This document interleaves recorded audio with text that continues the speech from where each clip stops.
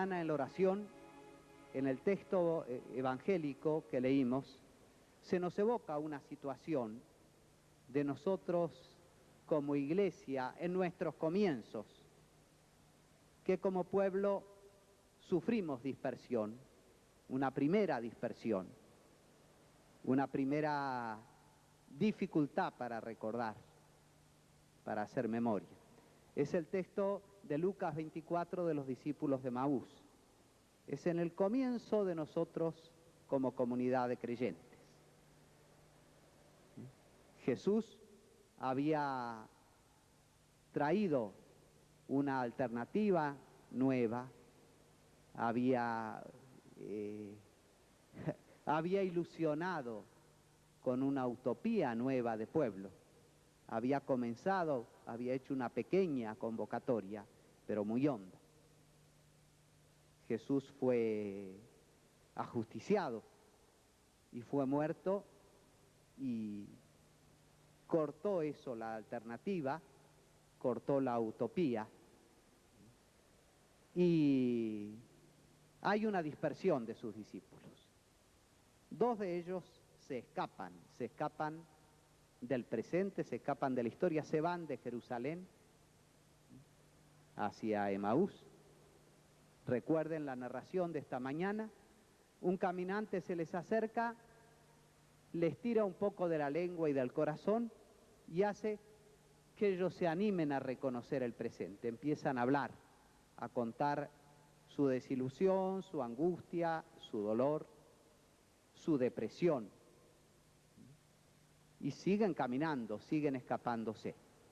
En un momento se detienen y en un gesto muy sencillo, en un gesto íntimo, en un gesto desproporcionado para lo que es lo chiquito del gesto con la magnitud de una historia, ahí lo reconoce. Este hombre en el camino les había venido ayudando además a hacer memoria, a recordar.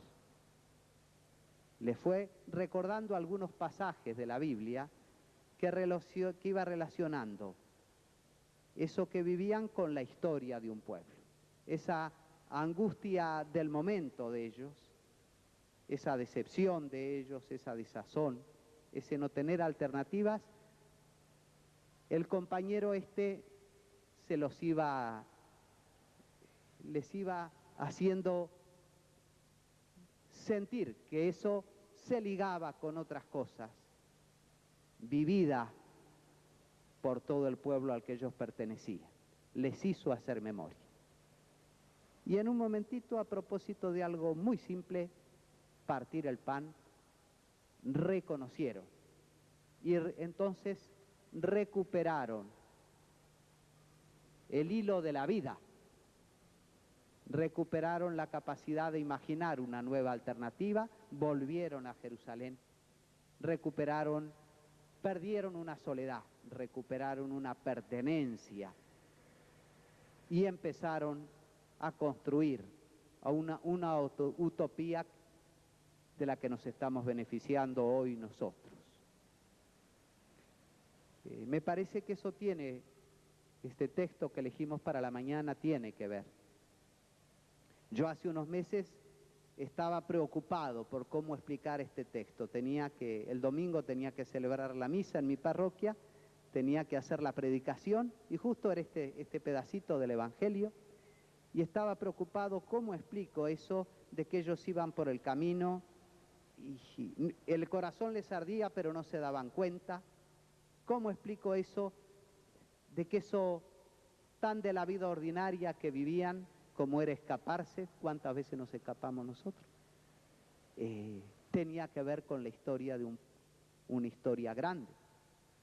No sabía, y estaba encerrado en mi pieza, tenía las ventanas cerradas porque hacía frío, pero por los vidrios veía que lloviznaba afuera y que había dos hombres trabajando, descargando leña para mi estufa. Y yo me sentía molesto, seguramente porque no encontraba alternativa de palabras para explicar eso a mi comunidad el domingo siguiente. Al rato siento que golpean la puerta de la sala, una puerta que daba afuera. Voy a ver, entreabro así porque llovinaba y entraba frío, y veo que eran los dos hombres que habían terminado el trabajo, venían a cobrar. Me animé a abrir un poquito más, abrí un poquito más y los vi muy mojados. Entonces me animé a abrir un poco más y a hacerlos pasar. Me mojaron el piso y me lo ensuciaron, me lo llenaron de barro. Yo miré así, vi la estufa apagada, ellos acababan de bajar leña. Les dije, vayan y traigan un poquito de leña si se secan. Mientras hacían eso, me di cuenta recién que yo tenía alguna ropa vieja, seca, se podían cambiar. Mientras se cambiaban, me di cuenta de otra cosa más. Tenía un poco de caldo en la heladera, lo calenté. Mientras tomaban el caldo, empezaron a moverse y a hablar. Y cuando empezamos a tomar la ginebra, ya empezamos a hacer esto, a reírnos. Y uno de ellos empezó a contar. El más joven, empezó a contar hace 4 meses. Estoy extrañando a mis hermanitos y a mi papá y a mi mamá. Era el hijo mayor. Mientras decía eso se reía y en los ojos uno veía alguna tristeza. Pero tenía que venirme. Él era de Colonia, a unos 300 kilómetros más allá de Montevideo. Tenía que venirse porque allí ya no había lugar para una boca más. Y con alguna changa, ahí en las afueras de Montevideo, quizá alguna platita podía mandar. Y el otro, más viejo, era del otro lado de Montevideo. Hacía 15 días que no veía a su esposa y a sus hijitos. Venía porque en ese lado había un poco más de trabajo, tenía changas de construcción y esto de la leña. Los extraño, pero si no hago esto, los gurises no comen. Y decía, qué rico esto. Me llamó la atención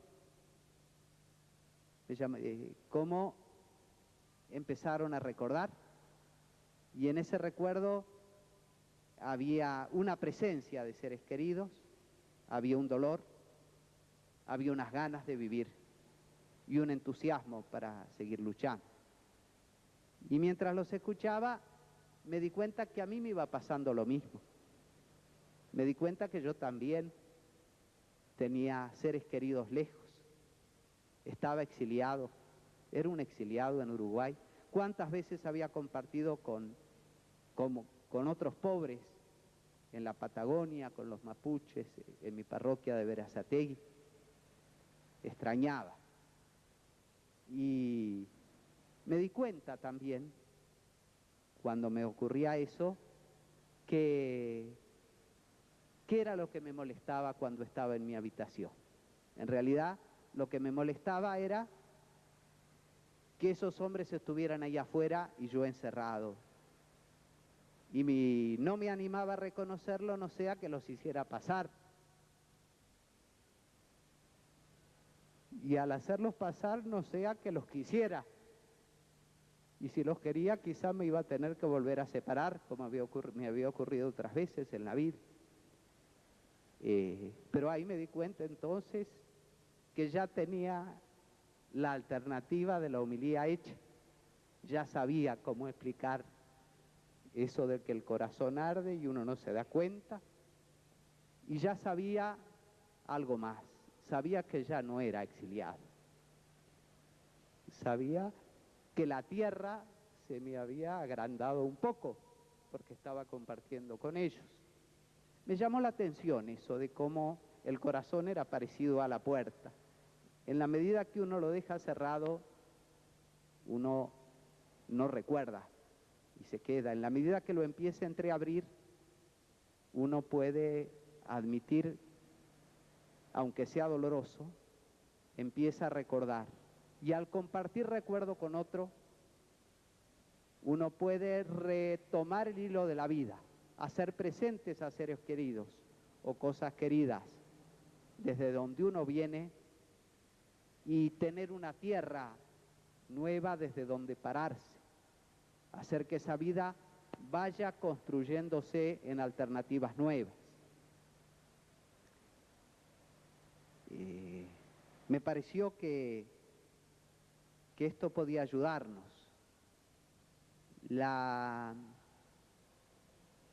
Hacer memoria no es meramente acumular hechos, como se nos dijo hoy, es retomar el hilo de la vida.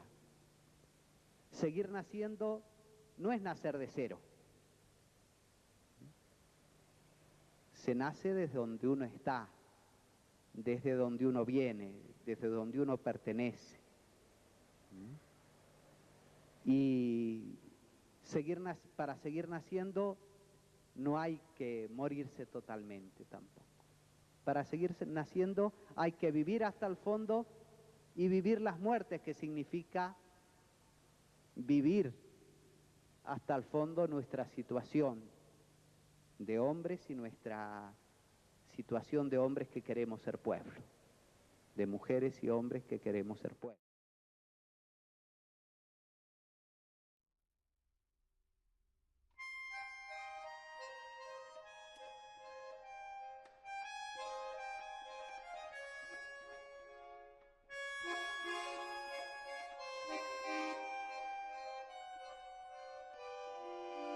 En lo cotidiano hay una comunicación, una ligazón que se va haciendo desde el corazón.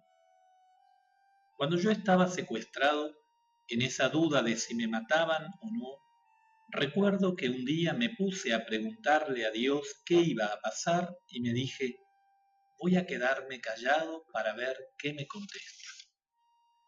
La pregunta era si mi vida se acababa ahí o seguía. Me quedé callado y escuché a lo lejos un tango. Mi Buenos Aires querido, cuando yo te vuelva a ver. Recién, en este encuentro en Jujuy, yo estaba debajo de esa tribuna, preparando lo que estoy diciendo acá y pensando. Cuento lo del soldado, cuento lo del secuestro. Estaba en otro mundo y de repente siento que de ahí cantan Mi Buenos Aires querido, cuando te volveré a ver.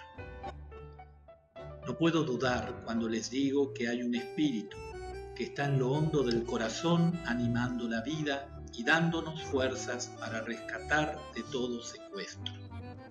Es verdad, es cierto, es muy importante que reconozcamos ese espíritu que une todas las experiencias de palpar y tocar la vida.